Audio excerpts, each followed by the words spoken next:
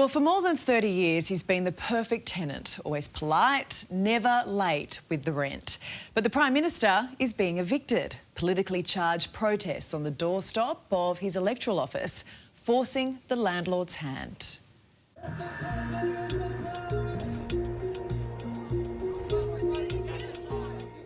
Did your staff feel safe? There were times when they did not feel safe, no. There were people being abused going to funerals. Prime Minister to move out?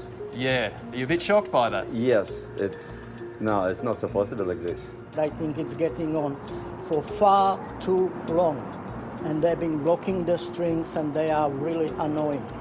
This has been the Prime Minister's electorate office for more than 30 years, but now his landlord, the church, has thrown the book at Anthony Albanese, saying Albo has to go because it's fed up with the protesters.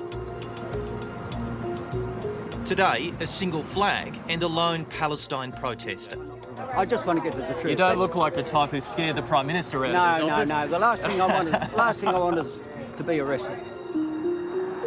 Jim's been coming to Marrickville every week for 6 months to send his message to the PM and has the support of Albo's former landlord, Reverend Ross Ciano.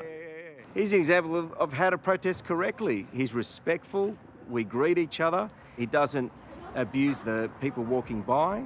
I applaud him for that. But the Anglican Church says it's also encountered aggressive and intimidating behaviour by others. A splinter student group accused of blocking entry and exit at the site where the MP's office also operates. Is it a bad day when the Prime Minister can't work in his own office? I think so. Not the majority of the protesters have been fine, but it's always the little minority that can push things a little bit too far. To the point, church staff felt unsafe, and no doubt the PM's electoral staff did as well.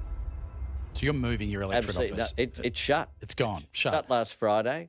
We're looking for a new site, but it basically became untenable for people. It shares a car park with the church, and it became untenable for people to use their own car park at the church. Well, did you try and have a chat to the people that were perhaps causing some problems? At times, absolutely, and sometimes we fed them. The opposition's called it a triumph for political intimidation.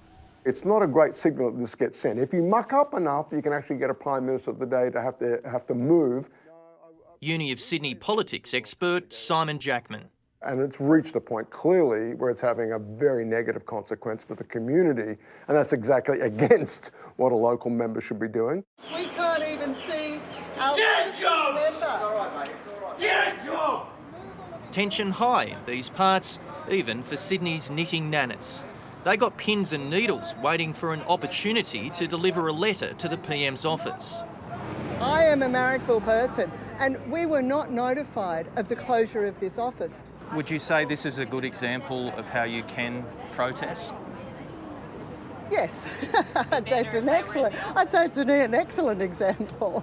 The delivery man also found out the hard way the PM's staff are working remotely.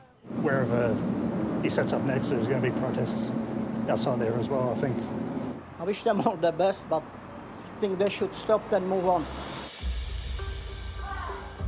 It comes as the federal police have been alerted to a 3-day protest at Labor offices around the state. These protesters, especially this flag, I don't really like to be in the street and protest about what? You know, it's not Australian flag.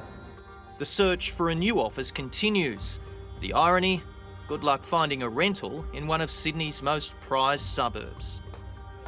Well, all the best Prime Minister's office to find suitable location to continue helping the people in Marrickville. Just not here. We regret that it can't be here.